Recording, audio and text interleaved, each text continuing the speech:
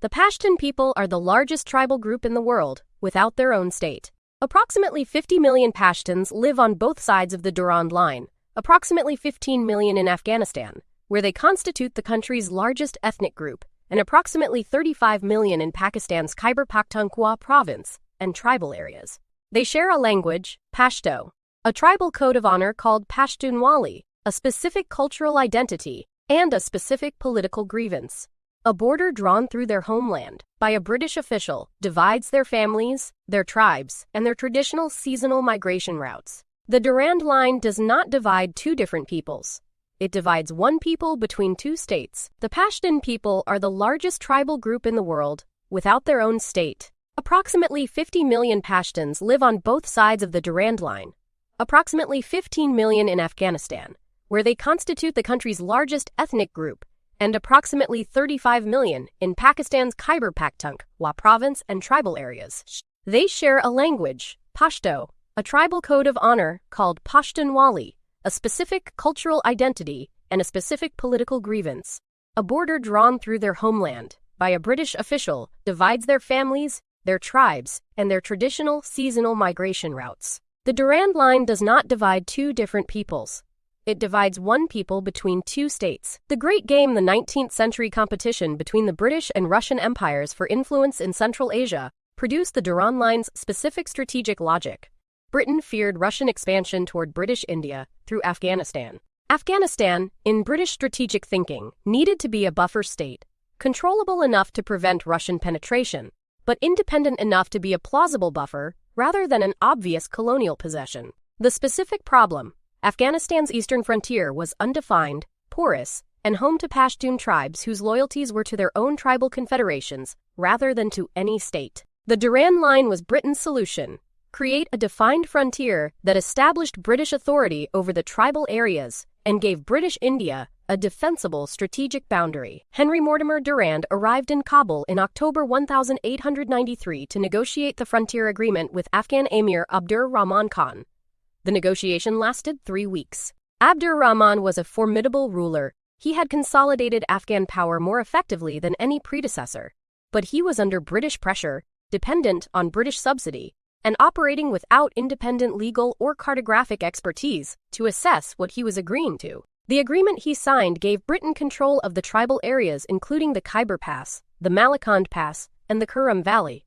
Abdur Rahman later claimed he had not understood the agreement to be a permanent boundary, only a demarcation of respective spheres of influence. That interpretive dispute has never been resolved. Pashtunwali, the Pashtun Code of Conduct, is one of the oldest living legal and social systems in the world. Its core principles include hospitality, malmastia, asylum non-awatai, revenge badal, and the specific obligation of a Pashtun man to protect guests and honor agreements within the tribal framework. The Durand Line violated Pashtunwali at its most fundamental level.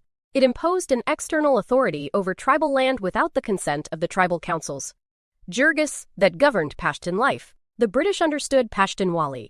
They had been dealing with Pashtun tribes for decades and drew the line anyway. The tribal areas on the Pakistani side were subsequently administered under a separate legal framework specifically because British India recognized that standard law could not be imposed on Pashtun tribal territory. The federally administered tribal areas, FATA, were the specific institutional consequence of Britain's recognition that the Durand Line had divided territory where ordinary state authority could not fully function. FATA was governed under the Frontier Crimes Regulations, a colonial legal framework giving the British political agent extraordinary powers, rather than under standard British Indian law. Pakistan inherited FATA from the British and maintained essentially the same exceptional legal framework until 2018. For 125 years after the Durand Line was drawn, the Pakistani state governed the tribal areas through a colonial legal exception because the state knew it could not govern them normally.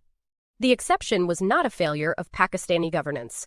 It was the built-in consequence of a border drawn through territory that resisted external authority before the border existed. Every Afghan government since independence in 1919 has either formally rejected the Durand Line or refused to recognize it as a permanent international border. The pattern is consistent and documented across every Afghan political system: the monarchy under Zahir Shah, the republic under Daud Khan, the communist governments under Taraki and Najibullah, the mujahideen governments of the 1990s, The Taliban's first government from 1996 to 2001, the US-backed Karzai and Ghani governments, and the Taliban's return to power in 2021.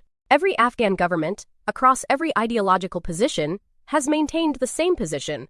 The Durand Line is not an internationally recognized border, and Afghanistan does not accept it as such. Pakistan's position is equally consistent and documented. The Durand Line is the internationally recognized border between Pakistan and Afghanistan. Pakistan's argument: the agreement was signed by a recognized Afghan head of state. It has been the de facto border for over a century. And international law recognizes borders inherited from colonial administrations as binding. The specific problem with the Pakistani position, the 1893 agreement's duration, was not clearly specified. Afghanistan argues it was a limited-term arrangement. Britain's interpretation, that it was permanent, was never formally accepted by any Afghan government with independent legal standing. The border that Pakistan insists is permanent is the border that Afghanistan insists never was. Both positions have been maintained for over a century. Neither has prevailed. The Taliban's ability to survive, rebuild, and ultimately outlast the American military campaign in Afghanistan depended directly on the Durand Line's specific consequence: a sanctuary in Pakistani tribal territory that American forces could not enter. After the 2001 American invasion dispersed the Taliban government, Taliban leadership reconstituted in Quetta, Pakistan, the Quetta Shura, and in the tribal areas of Waziristan. From these Pakistani sanctuaries, Taliban forces crossed the Durand Line to conduct operations in Afghanistan and retreated across it when American forces responded. The line gave the Taliban an operational advantage that military power alone could not neutralize, a safe haven protected not by defenses, but by a colonial border's geopolitical consequences. Pakistan's relationship with the Taliban, the specific double game that frustrated American policymakers for 20 years, is directly produced by the Durand Line's logic. Pakistan's military and intelligence establishment views the Taliban as a strategic hedge against Indian influence in Afghanistan. And Afghanistan, aligned with India, Pakistan's primary adversary, would give India a presence on Pakistan's western border in addition to its eastern border, creating a two-front strategic vulnerability Pakistan cannot accept. The Taliban, whatever its brutality, is Pashtun and therefore unlikely to align with India. Pakistan's support for Taliban sanctuary was not irrational from Pakistan's strategic perspective. It was the specific rational response to the strategic geography the Durand Line created. The Khyber Pass, the specific mountain defile through which the Durand Line passes at its most historically significant point, is one of the great geographic crossroads of human history. Alexander the Great crossed it in 326 BCE. Babur crossed it to found the Mughal Empire. Genghis Khan's forces used it. The British fought 3 Anglo-Afghan wars through it. The pass is 45 kilometers long, narrows to 15 meters at its most constricted point, and rises to 170 meters above sea level. It connects Peshawar in Pakistan's Khyber Pakhtunkhwa province to Jalalabad in Afghanistan's Nangarhar province. It has been the primary invasion route into South Asia from Central Asia for 3,000 years. The Durand Line crosses it at a point that has been contested since before recorded history. The Swat Valley on the Pakistani side of the Durand Line in Khyber Pakhtunkhwa province was one of the most beautiful destinations in South Asia before it became a Taliban-controlled territory in 2007 and 2008. Pakistan's military conducted operations to retake it in 2009. The valley's Buddhist archaeological sites, relics of the ancient Gandhara civilization that flourished here between the 1st and 5th centuries CE, include some of the most significant Buddhist sculpture in the world. The Karakoram Highway connecting Pakistan to China runs near the Durand Line's northern reaches. The specific extraordinary landscape that the border divides, the Hindu Kush, the Karakoram, the Sulaiman Range, is among the most dramatic mountain geography on Earth, and one of the least visited because of the security situation the border's consequences have produced. The specific lesson the American-Afghanistan campaign's failure teaches about the Durand Line is the one that was available before the campaign began, and was not sufficiently applied. Every previous power that had attempted to control Afghanistan had faced the same sanctuary problem. The British, in 3 Anglo-Afghan wars, learned that Afghanistan could be entered but not held, and that the tribal areas on both sides of what became the Durand Line provided a resilience that conventional military power could not exhaust. The Soviet Union's 9-year occupation from 1979 to 1989 ended with the same conclusion: the Pakistani sanctuary, from which the CIA-armed mujahideen operated, made the occupation unwinnable. The lesson was available. The American planners in 2001 read it. They invaded anyway, believing their technology made the historical lesson inapplicable. The Durand Line disagreed. The Afghanistan withdrawal of August 2021, the specific chaotic end of the 20-year campaign, produced the Taliban's complete return to power within weeks of American departure.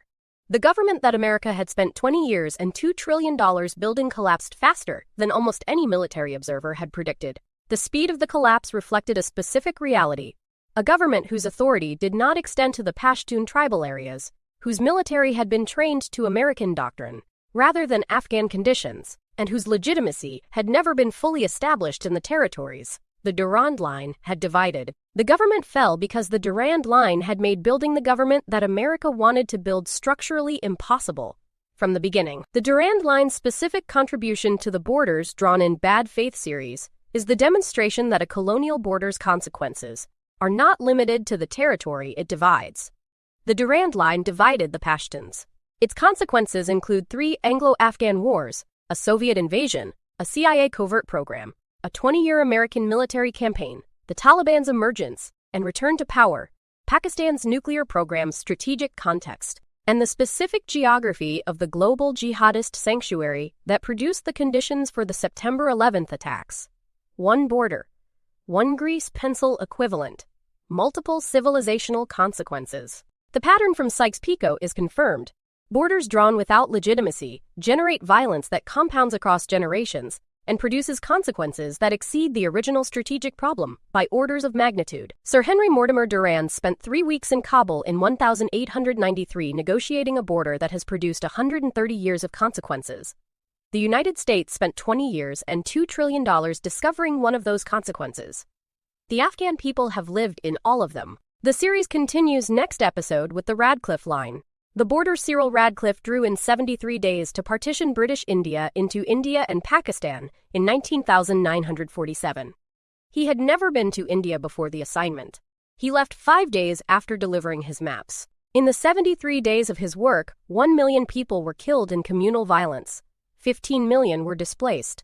The line he drew created the specific conditions for the India-Pakistan conflict that has produced 4 wars, a nuclear standoff, and the world's most militarized border. Subscribe to the channel and turn on notifications, because the story doesn't end here, it evolves.